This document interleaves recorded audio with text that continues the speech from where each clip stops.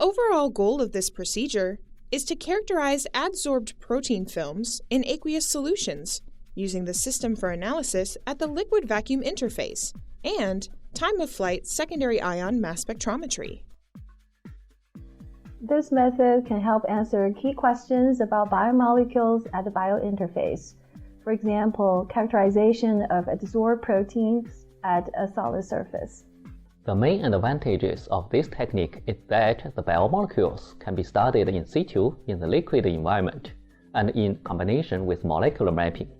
So this method can provide insight into biomolecules at the solid-liquid interface.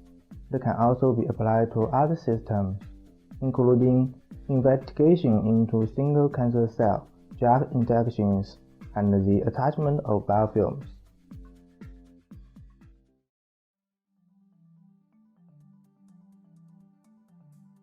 Into a 5 milliliter syringe, draw up 2 milliliters of a 70% ethanol solution.